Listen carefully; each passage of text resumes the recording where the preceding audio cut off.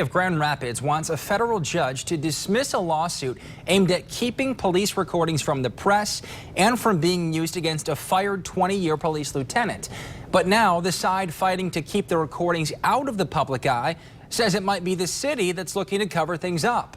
Barton Dieter's here now with the latest twist in this ongoing battle. Barton? Well, Evan, it's a pretty complicated set of circumstances. We'll try and walk you through it here.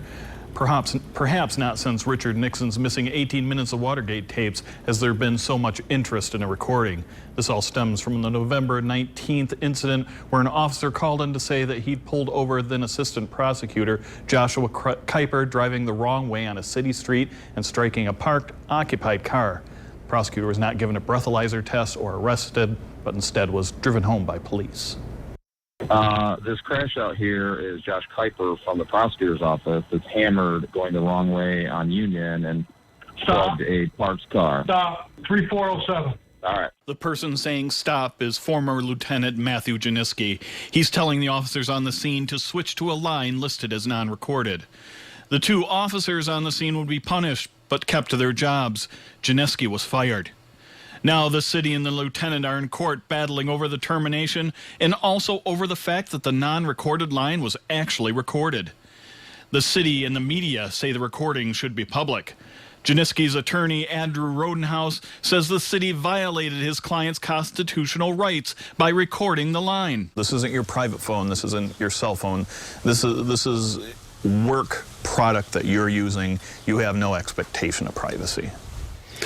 Unfortunately, the federal law says otherwise. The city also says there was a policy that let police employees know that their calls could be subject to recording, even if the line is clearly marked as non-recorded. The fact that the phone itself says it's not recorded, that has to trump any 1984 policy that nobody could testify they're aware of. The city has only said the line was inadvertently recorded, but has not said how that happened. He says the actions needed to make that line recorded take special clearance and is a multi-step process. If you mark the line as not being recorded anyways, that would not be routine. Now the city's asking a federal judge to dismiss the suit without explaining exactly how the recording, which reportedly contains 2 years worth of data, was made. And the timing of their motion in filing it before the court even sets a discovery deadline, trying to shut this whole thing down, really does raise more questions. He said the city is seeking to avoid the questions. What are they trying to hide? Rodenhouse says his client has the right to control the recordings. He wants the ability to show that, look, this isn't what people think it is. But there is more at stake here than just clearing his name. He wants either his job back or he wants money for getting fired.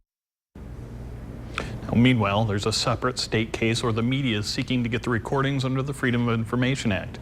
At the same time, the former prosecutor continues to face both a civil and criminal case making their way through the courts. Of course, we'll continue to follow this case and keep you up to date.